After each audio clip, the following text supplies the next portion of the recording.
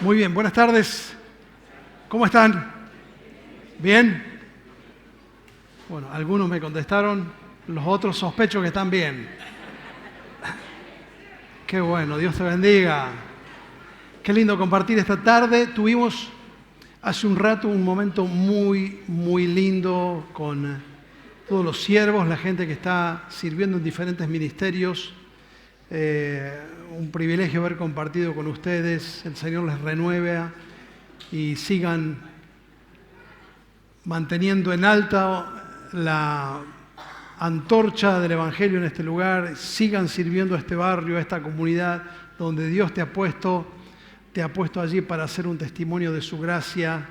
Su presencia está contigo, así que te animo a que puedas seguir trabajando para el Señor, extendiendo su reino y siendo parte de todo esto maravilloso que el Señor está haciendo. Bueno, quiero cerrar este tiempo con ustedes conversando un poquito, y me alegra que hay muchos jóvenes, veo muchos jóvenes, así que tal vez se van a sentir más identificados con esto que quiero compartirles. Vamos a leer un párrafo de la Biblia que está en el libro de Jeremías. Esto es en el Antiguo Testamento. Si no tenés Biblia, vas a poder seguirlo allí desde la pantalla. Jeremías capítulo 17. Y capaz que es bueno que tengas el texto a mano si tenés Biblia, si no podés seguirlo acá, porque vas a poder marcar algunos detalles interesantes que vamos a marcar. Jeremías 17, vamos a leer desde el versículo 5 al versículo 10. Dice así la palabra del Señor, Jeremías 17:5. Así ha dicho Jehová: maldito el hombre que confía en el hombre y se apoya en su propia fuerza, y su corazón se aparta de Jehová. Será como el arbusto del desierto, es decir, el que hace eso será como el arbusto del desierto, y no verá cuando viene el bien, sino que morará en la sequía del desierto, en tierra árida y deshabitada. Bendito el que confía en Jehová y cuya confianza es Jehová. Porque será como el árbol plantado junto a las aguas, que junto a la corriente echará sus raíces y no verá cuando viene el calor, sino que su hoja estará verde, y en el año de sequía no dejará de dar fruto. Engañoso es el corazón más que todas las cosas, y perverso. ¿Quién lo conocerá? Yo, Jehová, que examino la mente, que pruebo el corazón para dar a cada uno según su camino y según el fruto de sus obras. ¿Cómo vivir en democracia? Cuando yo era adolescente, nuestro país acababa de salir de la dictadura militar y había todo un nuevo planteamiento para las nuevas generaciones. Y es cómo vivir en democracia. Bueno, hoy la pregunta es cómo vivir en democracia. Si la democracia es el gobierno del pueblo, la democracia es el gobierno de las emociones. Es decir, nosotros vivimos en un mundo que vive bajo un régimen totalitario, bajo la tiranía de las emociones.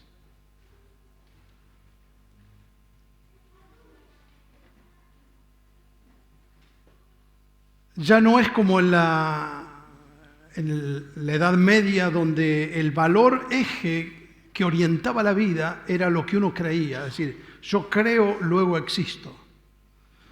Era un concepto que que llevaba a que la sociedad, las personas ordenaban su vida y sus decisiones a partir de sus valores éticos, religiosos, espirituales. Y después vino un periodo en la historia que algunos llamaron la modernidad, donde el desarrollo científico, intelectual, del conocimiento, hizo que los hombres empezaran a cuestionar eso de que creo, luego existo. Un señor llamado René Descartes empezó a decir, bueno, no, el tema no es lo que yo creo, acá lo importante es lo que yo pienso. Y él redefine eso y dice, bueno, el mundo ahora es pienso, luego existo. Esa es la cosmovisión. Pero hoy ya no es ni lo que creo, sino lo que pienso, sino lo que siento. Y si lo siento, es verdad. ¿Escuchaste eso? Si yo lo siento, lo que uno siente se establece como verdadero. Si nosotros estamos en una mesa de café y estamos charlando y yo tiro una idea, bueno, yo pienso, ahora cuando una persona dice yo pienso, cuando vos compartís lo que vos pensás, lo arrojás en una charla, el pensamiento invita a la opinión. De modo que yo digo, yo pienso, y Pablo dice, no, yo no pienso otra cosa. O vos decís, yo pienso tal cosa, y yo puedo refutar ese pensamiento con otro pensamiento. ¿Es así? Así surgen las discusiones. Sea de fútbol, de política, una persona dice, yo pienso esto, entonces otro refuta ese pensamiento con otro argumento. Pero cuando la persona dice, yo siento, es la última palabra. Porque con lo que uno siente, el sentimiento es verdad. De modo que incluso yo puedo definir mi sexualidad por lo que yo siento, no por lo que pienso, ni siquiera por lo que soy biológicamente. Yo siento esto y si lo siento, no hay sobre eso ninguna palabra más. El apóstol Pablo dice en Filipenses, habla de él da una descripción de personas, describe una sociedad. Escúchenlo como él lo dice, seguramente has leído esta frase. Y él dice, están destinados a la destrucción, es decir, es una sociedad que está destinada al fracaso. Y es una sociedad, dice, cuyo Dios es el vientre. ¿Has leído esa frase en la Biblia? Claro, a mí como no soy de aquella época, ni vos tampoco, no nos dice mucho, pero para los antiguos el vientre era el centro de las emociones. Estaban más acertados que nosotros, porque donde uno primero procesa las emociones es en el vientre. Es decir, gente que va a llegar a endiosar lo que siente. Entonces, mi Dios es lo que yo siento. Por eso te habrán dicho tantas veces, con cara de que te están diciendo algo muy importante, haz lo que sientas. Porque el sentimiento en nuestra cultura es la Corte Suprema de apelación. Vos para saber si algo está bien o está mal, tenés que apelar ¿a qué? A lo que sentís. Y lo sentís, está bien. Porque estás siendo honesto con vos mismo. Milan Kundera, un filósofo checo que murió hace unos días atrás, que escribió La Era del Vacío y otros libros donde habla mucho de posmodernidad, él dice, cuando el corazón habla, es mala educación que la razón lo interrumpa. ¡Wow! Cuando el corazón habla, es mala educación que la razón lo interrumpa.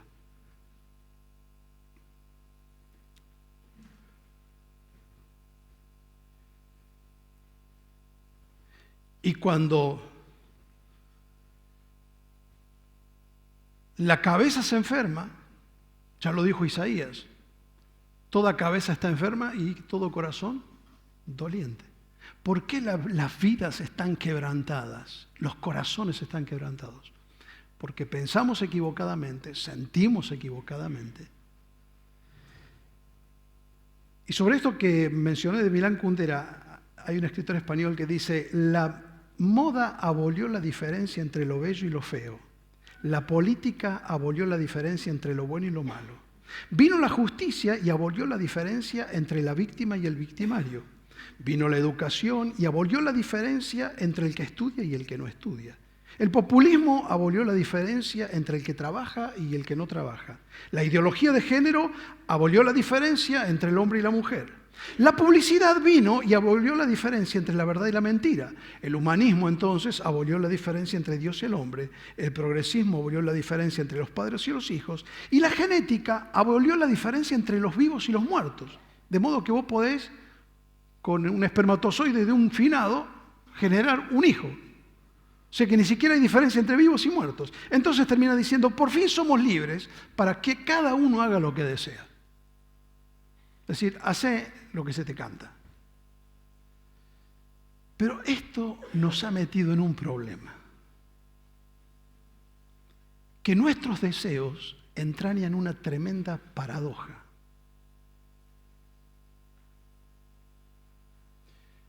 Porque no solo los grandes logros de tu vida, sino también los grandes fracasos, empezaron con la misma palabra, yo quisiera. Pensá alguna cosa buena que hiciste. ¿Cómo empezó? A mí, la verdad que mi deseo, lo que yo quisiera es hacer esto.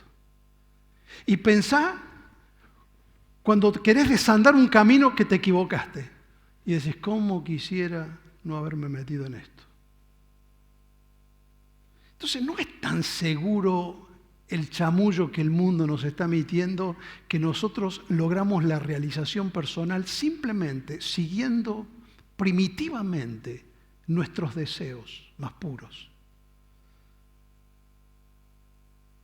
Otra paradoja que entra en el deseo es que es muy probable que si hago siempre lo que quiero, voy a terminar donde no quiero.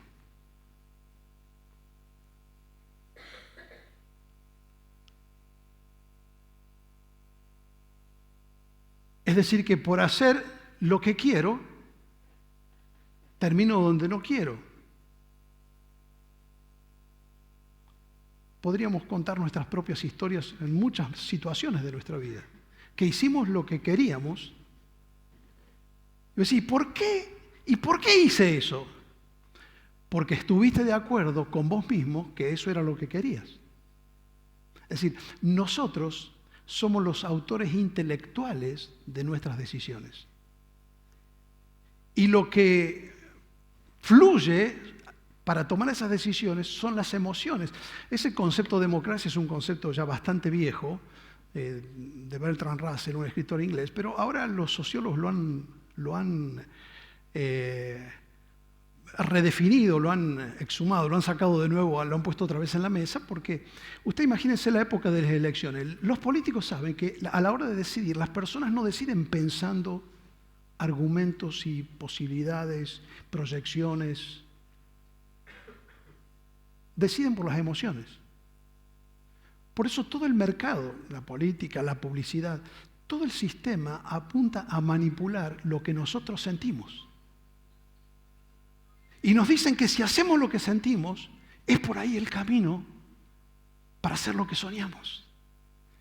Pero nosotros a la vez nos damos cuenta que si hacemos siempre lo que queremos, terminamos donde no queremos. Pero no solamente esto, que es cuando, y esta es otra paradoja, cuando logramos lo que queremos, ya no lo queremos igual. Es decir, hoy quiero cosas que antes no quería. No sé si a vos te pasa lo mismo. Y antes quería cosas que hoy no quiero. ¿Y por qué ocurre esto? Porque el placer no es perpetuo. El más hermoso de los placeres tiene fecha de vencimiento. Por eso, ¿sabías vos que, para los que tienen mi edad y unos años más, escuchen esto, envejecer es cambiar de gustos? Es así. Muchos de ustedes que son jóvenes, cuando yo tenía su edad, el sábado a la noche no quería ir a dormir. Y ahora estoy esperando tomar 8:30 la sopa y a las 9. ¿Me entendés? Vos decís que, a ver, y las cosas que me gustaban antes, y las cosas que quería ya no las quiero igual. Y me metí en un teléfono y me enganché con 25 cuotas, 24 cuotas, y cuando voy por la tercera ya no lo quiero igual. que lo quería antes. Y voy en la tercera cuota. Y me metí en esta relación porque era lo que quería. Y ahora que lo tengo ya no lo quiero igual. ¿Qué hay en el corazón del hombre que lo meta en estos callejones? Porque nuestro apego emocional va cambiando continuamente. Y esta paradoja es terrible. Poder hacer lo que uno quiere es una de las cosas más lindas y una de las cosas más peligrosas en la vida. A ver, ¿quién no quiere hacer lo que quiere? Poder hacer lo que uno quiere es lo más lindo y lo más peligroso que nos puede pasar. Es decir, estamos metidos en una contradicción. Somos para nosotros mismos una contradicción. Vos imaginate el niño al que el padre le dejaría hacer todo lo que quiere. Para el niño sería lo más lindo que hay. Pero a la vez, la imagen te lo está diciendo, lo más peligroso y dañino si ese niño logra todo lo que quiere.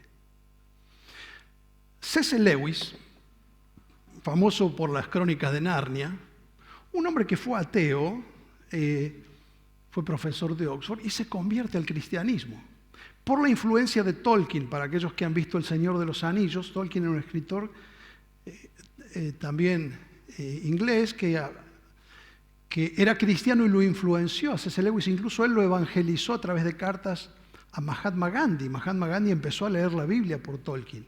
Pero C.S. Lewis escribe un libro que se llama El Gran Divorcio. Es un libro interesante porque es un relato del infierno en primera persona. Escucha esto. Pero cuando decía, a ver, alguien te va a contar, en realidad esto es un argumento contra el relativismo, pero ¿cómo es el infierno? Y lo llamativo que en el libro de Lewis, el infierno, él lo pinta como un lugar donde todas las personas pueden hacer lo que quieren, con tal de pensarlo. Si me estás cargando. Poder hacer lo que yo quiero solamente con pensarlo no sería el infierno, sería el paraíso. El tema es que como están en un lugar donde todos pueden hacer lo que quieren solo con pensarlo, nadie necesita a nadie. Y todos se llevan mal con todos. Y cada uno cumpliendo sus deseos está solo. Vos sabés lo que es el mundo. Imagínate lo que sería si todos podríamos hacer lo que queremos solo con pensarlo. Que otros pueden hacer lo que quieren con nosotros solo con pensarlo. Y nosotros podemos hacer lo que queremos. ¿Qué sería el mundo? Y él dice, eso es el infierno. El infierno es el lugar donde todos quedan solos. Te lo digo de otra manera. Si vos encontrás una persona que le das suficiente poder para hacer todo lo que quiere, la vida de esa persona se convierte en un infierno. Admiré mucho a Maradona por lo que fue como jugador. Y me apenó tanto su final, más allá de lo que... No voy a hacer un juicio de valor sobre la vida de otra persona, menos en público, pero hay algo que todo su entorno decía, nadie le podía decir que no.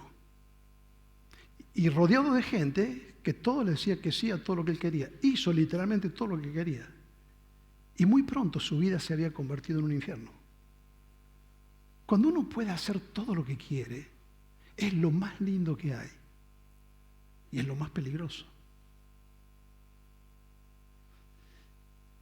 Esto nos lleva al pasaje de Jeremías. 600 años antes de Cristo. Resulta que en Israel el rey era un joven llamado Joacim. Ellos estaban pagando subsidios, pagando tributos al gobierno de los babilonios. Por eso les puse a Nabucodonosor allí, que era el primer mundo en ese momento. Y como tenían control sobre esas tierras, habían conquistado todo eso, la media luna de las tierras fértiles y más allá de eso, ellos tenían que pagar tributo. Y a Joacim se le ocurre una idea. En un arrebato de patriotismo, dice, no, ¿para qué le vamos a seguir pagando a Nabucodonosor. Declaramos el cese de los pagos, le declaramos la guerra, y Jeremías le dice, Joacim, estás tomando una decisión necia.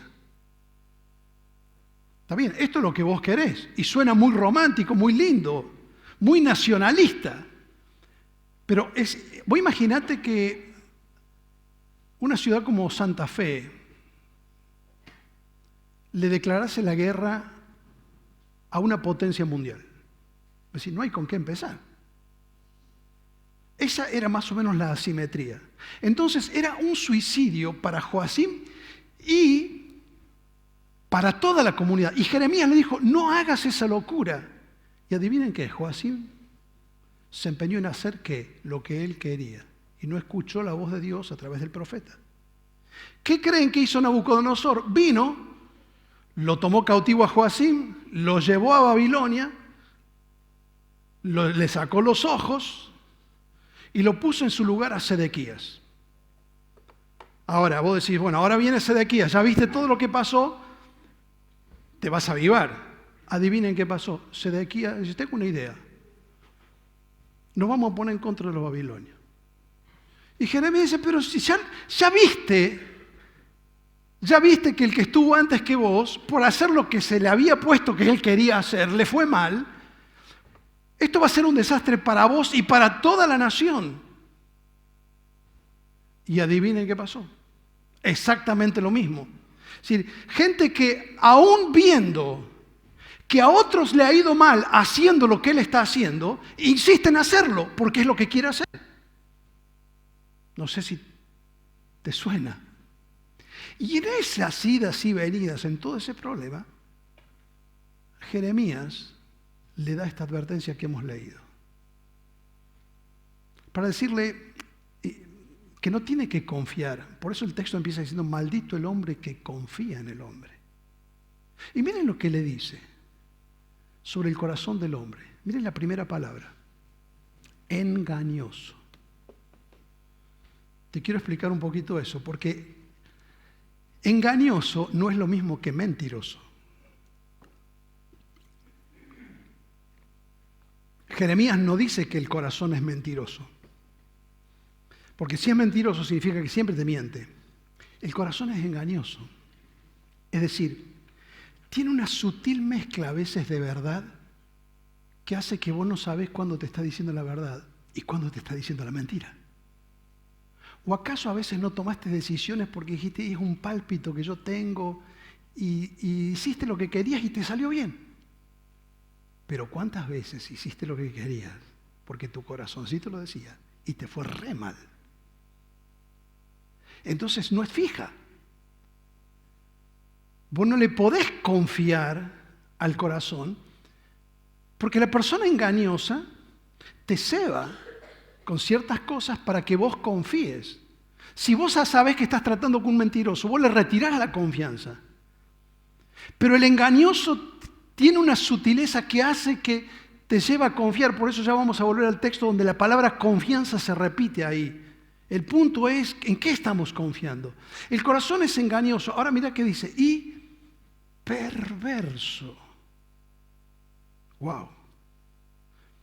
¿Y sabés lo que esto significa? La palabra perverso ahí es una condición ya establecida, es permanente, es decir, que es irreversible. Para usar un término que se usa en el Nuevo Testamento, o algo que seguramente has estudiado, y es que el hombre natural, así como nosotros venimos al mundo, tenemos, cuando se habla del pecado original, ¿qué es el pecado original? El pecado original no es que todos venimos con el pecado original. El pecado original no es el pecado de Adán. Es que nosotros cuando nacemos tenemos una inclinación natural al pecado, como el auto cuando está mal alineado. Vos le soltás un poquito el volante y ¿qué hace? Es como el carrito del supermercado, ¿viste? Siempre, no hay uno que vaya derecho. Siempre. A mí se me va siempre para el lado de la góndola, los chocolates, las cosas que no puedo comer. Y mi corazón es así. Tiene una inclinación natural. Así que vos imaginate la bomba que es cuando decís, hacé lo que querés, lo que vos deseás, lo que tu corazón te diga. Y Jeremías le dice, mira, ¿ya viste lo que le pasó a Joaquín? Y le está diciendo a Sedequías, mira, no te guíes simplemente porque toma como parámetro lo que vos querés. Porque recordá que tu corazón te engaña y además es perverso. Miren este silogismo de C.S. Lewis, es muy interesante, porque dice que nuestro corazón es tan perverso que ni siquiera se puede arrepentir. Miren cómo dice, solo una mala persona necesita arrepentirse. ¿Es así? ¿Quién necesita arrepentirse? Está bien, pero si vos no has hecho nada malo, no tendrías de qué arrepentirte. Entonces, solo una mala persona o quien ha obrado mal necesita arrepentirse. Pero él dice, solo una buena persona puede arrepentirse perfectamente. Como consecuencia, la única persona que podría hacerlo perfectamente sería una persona buena. Pero justamente ella es la persona que no necesita arrepentirse. ¿Está muy complicado? Vamos de nuevo. Solo una persona mala necesita arrepentirse. Pero solo una persona buena podría arrepentirse perfectamente. Entonces la única persona que puede arrepentirse es justamente la que no lo necesita. Por lo tanto, él dice, estamos en una paradoja. Cuanto más lo necesito, menos lo percibo y menos lo reconozco. Es decir, cuando peor soy, es cuando más necesito arrepentirme y es cuando menos posibilitado estoy siendo de arrepentirme. Es decir, a menos, escúchame bien, que no haya un encuentro con la palabra de Dios. Por la obra del Espíritu de Dios, nuestro corazón no se quiere arrepentir, no puede, ni se da cuenta cuánto lo necesita, porque nuestro corazón es perverso. Mire lo que Jeremías le estaba diciendo. Y después que Jeremías le dijo esto a Sedequías, el tipo fue e hizo como él quería.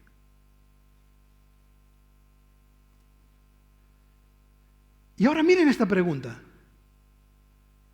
¿Quién lo conocerá? Es decir, ¿quién puede entrar en la trama que se teje dentro del corazón humano? No se puede entrar con la ciencia. Los hombres tratan de entrar con el psicoanálisis, tratan de hurgar en los laberintos del corazón, pero es insondable, es inentendible. ¿O no te ha pasado que tomaste una decisión y después decís, no entiendo por qué hice esto? ¿Te ha pasado eso o no? ¿Por qué cuerno habré hecho esto? Es decir, a veces haces vos mismo no entendés. Te voy a decir algo para consuelo. El apóstol Pablo dijo, a mí también me pasa. No entiendo a veces lo que hago. Los Romanos 7. Por eso vas a ver que hay gente que es muy inteligente, pero a veces toma, incluso siendo doctorado y todo lo que quiera, es muy inteligente. El tipo es programador de sistemas, astronáutica, qué sé yo, pero toma decisiones tontas. Entonces Jeremías dice, es tan complicado esto, que esto no se puede resolver por la razón humana. ¿Quién lo puede desentrañar? Agárrate, ahí tenés la respuesta. Dice, yo. ¿Quién? Jehová. Que escudriño, que examino, ahí la palabra es una autopsia, realmente. La mente, es decir, el intelecto y las emociones. Si querés ponerle ahí Hebreos 4:12, dice que la palabra penetra hasta partir el alma del espíritu, que puede sondear el corazón del hombre, dice, para dar a cada uno según su camino. Es decir, la situación es esta, y con esto termino. Estamos en un mundo que nos bombardea porque todo apela a nuestras emociones y a hacer lo que sentimos. Y en medio de tantas voces, para donde miro, página que abro, publicidad que miro, canción que escucho, todos me dicen lo que tengo que sentir y lo que tengo que hacer. Todos te muestran la casa que no tenés, las vacaciones que no hiciste, lo que te falta, el matrimonio que tendrías que tener. Y en medio de todo este barullo en el que está el mundo, ¿cuál es el pasamano? ¿De qué me voy a agarrar para decir, bueno, cómo sé que no voy a naufragar en esta tormenta?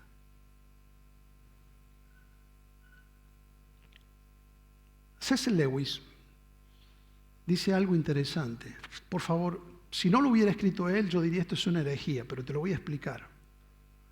Dice que nosotros estamos buscando equivocados, ¿no? Él dice, Dios no solamente entiende, sino además comparte el deseo que se encuentra detrás de todos nuestros actos de maldad. Ahora, él no está diciendo que Dios está de acuerdo con los actos pecaminosos de mi vida. Él dice que Él entiende lo que hay atrás. Él entiende el deseo que hay detrás de cada uno de mis actos de maldad. Porque Dios sabe lo que yo estoy buscando, es algo que Dios ha puesto dentro nuestro, pero lo estoy buscando en el lugar equivocado. Dice, lo que hay detrás de nuestros actos de maldad es el deseo por una completa y duradera felicidad. Es decir, cuando nosotros decimos que queremos hacer lo que queremos, nuestro delirio que nos quedó del Edén es que si nosotros desobedecemos a Dios y ponemos como parámetro para saber lo que está bien y lo que está mal solamente nuestro deseo, lo hacemos porque creemos que de esa manera vamos a ser felices. Y dice, y Dios entiende lo que hay detrás de ese acto de maldad, porque Él nos creó. Es decir, lo que Él está planteando es esto, que detrás de cada pecado que nosotros hacemos, es un intento por ser feliz, pero de la manera equivocada. Por eso Jeremías dice en este libro que lo que el pueblo hacía es ir a beber en cisternas que están vacías.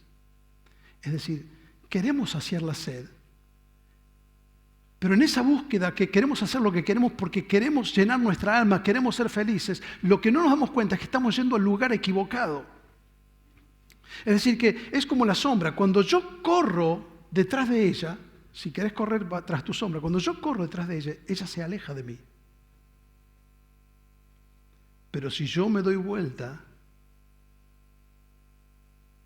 y corro en otro sentido, ella me sigue. Cuando yo hago de eso el objetivo de mi vida, se aleja de mí, pero cuando yo busco a Dios, dice la palabra de Dios que voy a ser bienaventurado. Que ahí es cuando entra la plenitud en la vida. Por eso, Jeremías empieza diciendo, maldito el hombre que confía en el hombre. ¿Y sabes para qué agarramos este versículo? Yo no confío en nadie. A mí, que son hermanos de la iglesia, la Biblia dice, maldito el hombre que confía en el hombre. Pero no está hablando de que rompas tus vínculos. Está hablando, maldito el hombre que confía en sí mismo. Eso es lo que quiere decir. Maldito el hombre que confía en el hombre y se apoya en su propia fuerza. Por contraparte, bendito, bendecido, dichoso, feliz, el hombre que hace lo que quiere. No. Y esto es como el Salmo 1, ¿viste? El hombre cuya confianza es el Señor. Y ahí dice, bueno, será como árbol plantado, como dice el Salmo 1, junto a las corrientes de agua, que da su fruto a su tiempo, y su hoja no cae, y todo lo que hace prosperará.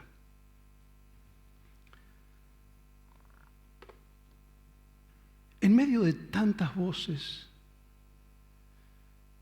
que nos tironean, y mi corazón que me ha engañado tantas veces, ¿cómo vivir en este mundo cada vez más complicado, más confundido?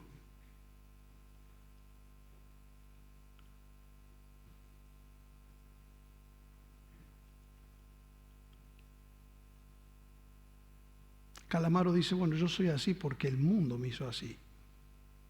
Y no puedo cambiar. No dice no quiero. Quisiera, pero no puede.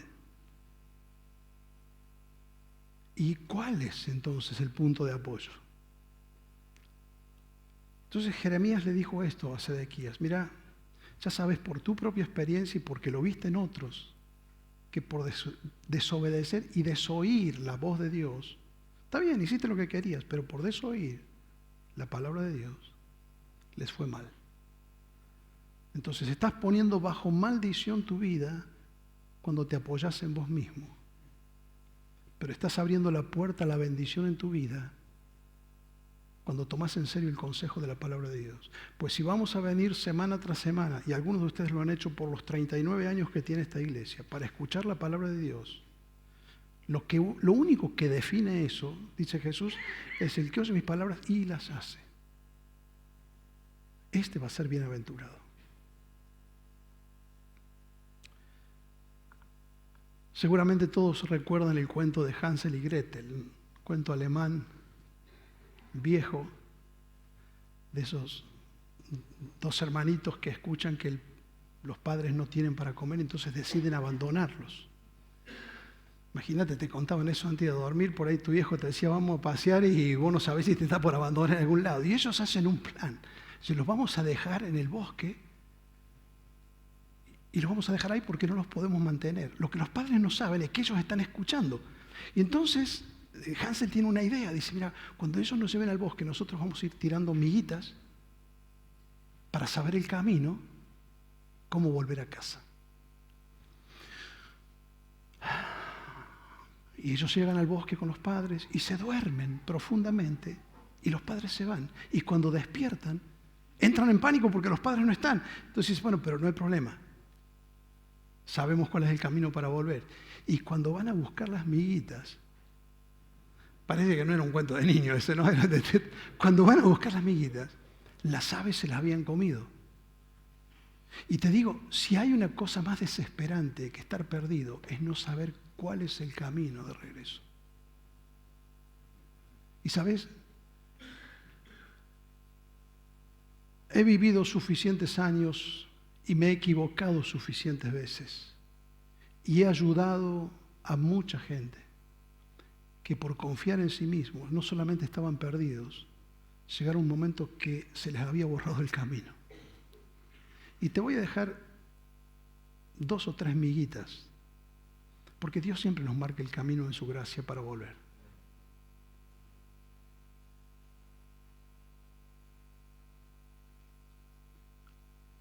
Dios te marca el camino de regreso cuando te has obstinado en desobedecer su palabra.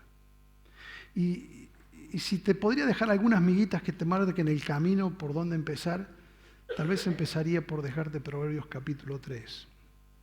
Y dice así, confía en el Señor. ¿Sabes qué está diciendo? Apóyate en el Señor con todo tu corazón. Y hay una traducción que me encanta, porque dice, no te dejes impresionar por tu propia experiencia. ¡Wow! Confía en el Señor y no te dejes impresionar por tus propios argumentos. Confía en el Señor y no te apoyes, dice otra versión, en tu propia prudencia. El asunto es, ¿en quién te estás apoyando? Reconoce al Señor en todos tus caminos y Él va a enderezar tus veredas. Él te marca el camino cuando le das a Él el primer lugar. Así que chicos, chicas, hermanos, familia, iglesia querida, en medio de tanto barullo que hay en este mundo, de tantos tironeos, de tanta confusión, de tantos fracasos, hay una esperanza, que es la que ustedes comparten como iglesia, el mensaje de la palabra. Y es la esperanza para cada uno de ustedes. No tengan miedo, por más que vivimos en días que le meten miedo a la gente, no tengan miedo. Estamos en el lugar seguro. Mientras estamos en la palabra de Dios, mientras estamos apoyando en Él y no en nosotros, tenemos el camino marcado para volver siempre a casa. Oramos al Señor. Si tal vez esta noche ¿Te has sorprendido lejos de casa? Sí, tal vez estás replanteándote algunas decisiones que ahora no sabes cómo corregir. Quiero decirte, hay gracia en los brazos del Señor para recibirte, para abrazarte. El camino a la casa está marcado. Si vos volvés a su palabra, tenés ahí el consejo y la seguridad de un Dios que te ama, que te perdona, que te levanta y que te vuelve a decir: no te apoyes en tu propia prudencia. No te dejes impresionar por los argumentos del sistema, por los relatos ideológicos, por los argumentos de los amigos, por los argumentos de tu corazón. No te dejes impresionar por tu propia experiencia. Teme al Señor, apártate del mal, confía en el Señor con todo tu corazón. Él va a enderezar tus caminos. Bienvenido a casa esta noche. Hay misericordia y hay gracia para abrazarte. Hay un camino que todavía podés caminar y lo vas a hacer sin miedo cuando aprendes a apoyarte en el Señor. Padre, gracias te damos por tu palabra, gracias por este tiempo. Señor, desciende con tu Espíritu Santo en este lugar, trayendo convicción a cada corazón.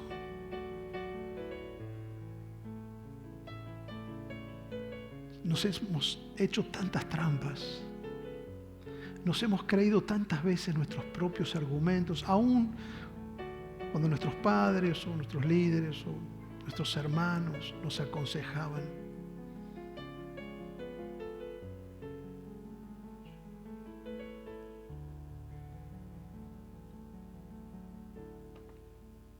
Y gracias te damos, Señor, porque cada vez que abrimos tu palabra hay algo fresco que nos advierte, que nos alimenta, que nos desafía, que nos dice: no tengan miedo, aunque hay tanta inseguridad, aunque hay tantos problemas, hay tanta incertidumbre. Si seguís mi camino, yo enderezo tus caminos.